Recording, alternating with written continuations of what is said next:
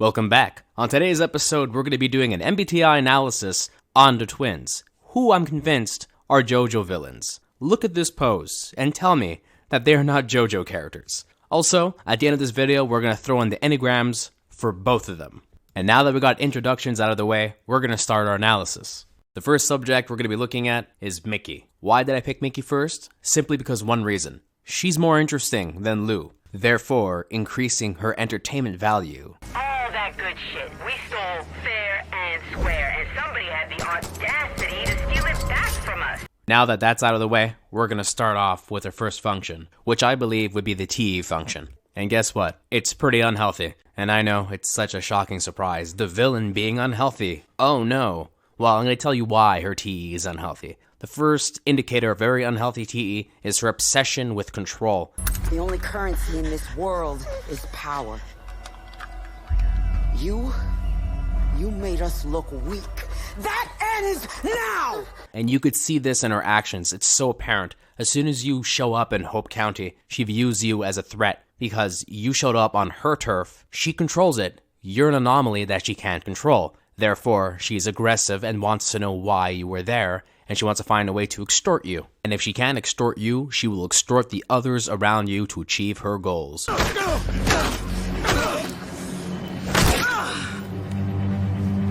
You done?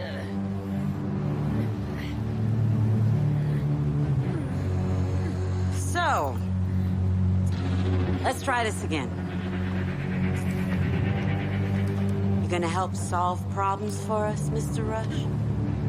Which leads to the second reason why she's TE. This can be shown in the way that her mind is organized. Everything has a purpose, and rarely does she like being questioned about these purposes, because she believes it's an objective truth. And the last indicator of TE is simply that she wants concrete proof for everything. She doesn't want you to theorize about things. She just wants proof here and now, and if it's effective, cool, we'll do it. If not, then why are you even telling me? Hate to barge in. We're busy! I know, but somebody who looks important wants to talk. How important? I don't want to hear this. See, sis? It's all under control. I'll handle this one. That's pretty much how her brain works. Her auxiliary function is SI, which she uses a lot with her TE. Here's where it gets interesting. Everything she does and her justifications come from her past. When she was younger, her father was working in a raider gang, which ironically, well, not so much ironically, but it's the Highwaymen. It's the same damn gang. Her mom warns her when she's younger not to follow in her father's footsteps. Promise me you won't be like him.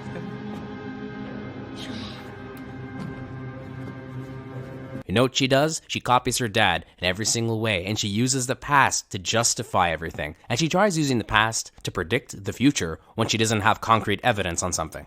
Another factor of her SI is her adherence to her tradition. Because remember, SI is about yourself and your tradition. And her tradition, because again, she's raised by her father, is to follow within that footsteps and follow the same kind of law and mindset that he programmed within her. I can't understand people like Jerome. Where's the benefit in trying to save people? You gotta work for your own self.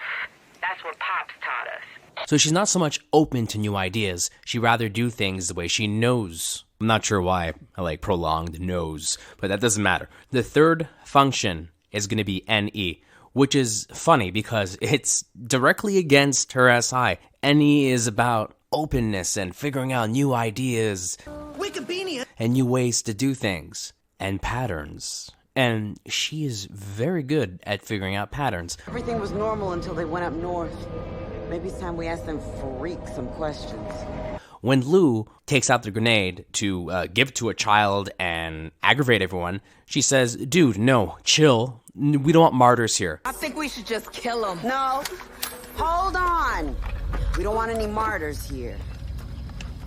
What we want is to make sure everyone understands that your help is a curse. Because she knows if you die with Carmina, you become martyrs and you will be the reason why the people take up resistance even more than they are already and pretty much kill the Highwaymen. Fun fact, you can't control everyone if you're dead. Mickey's final function is FI, and she has an interesting use of it. I think it's mostly unconscious. It's developed, but not in a healthy way, I guess you can say. Essentially, she has certain views and values that she attaches to herself. An example is when Carmina looks at the kids and she just smacks her up and straight up says, I don't like when people lie to kids. Hey.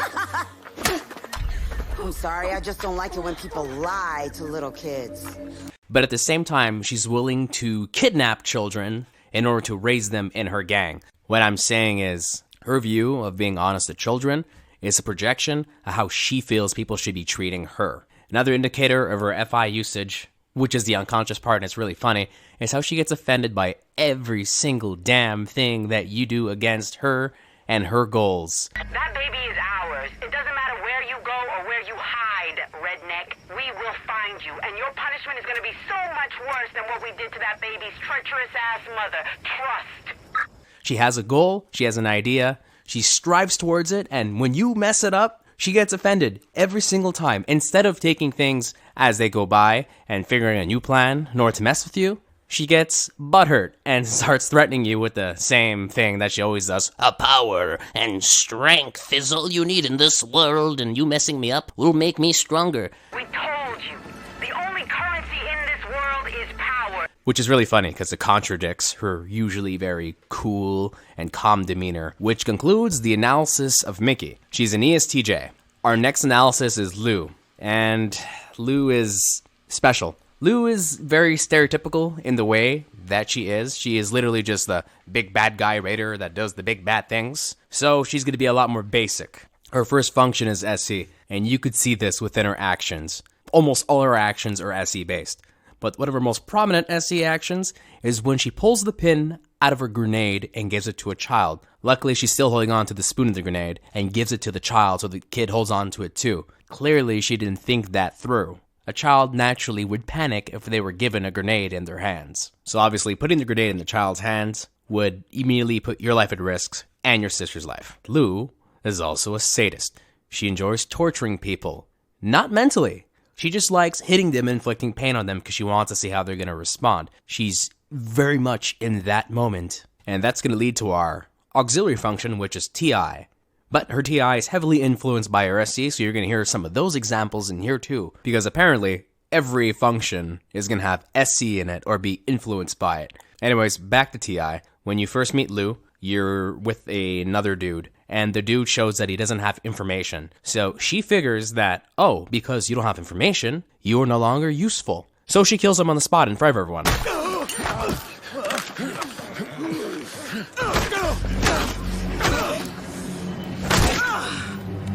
Because why not? It's clear to me that her logic works like this. If it doesn't benefit me, then there's no point for it to be alive. Another example of this sort of activity is when you go to rescue Rush.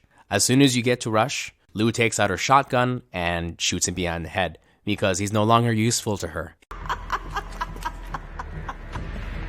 And with that being said, her tertiary function is FE. And guess what? It's also inflicted by her SE. What a surprise! She uses this as a manipulation tactic to get what she wants. She'll lower her voice and pretend to be all nice, be like, oh, could you help us? We can help you. And when she doesn't get what she wants, she's going to have an outburst and she'll attack you.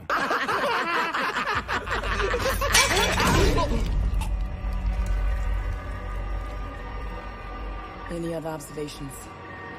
Another example of her manipulation is when you're going to rescue Rush and the Hope citizens who have been captured. She mentions that the Hope citizens are counting on you and how you're going to fail. So they're going to change the public's opinion on you in order to get them to join the Highwaymen. And this all ties into our final function, which would be NI. And it's not very developed, as you can see. Lou constantly preaches no future. There's no hope for you! No future! For any of you!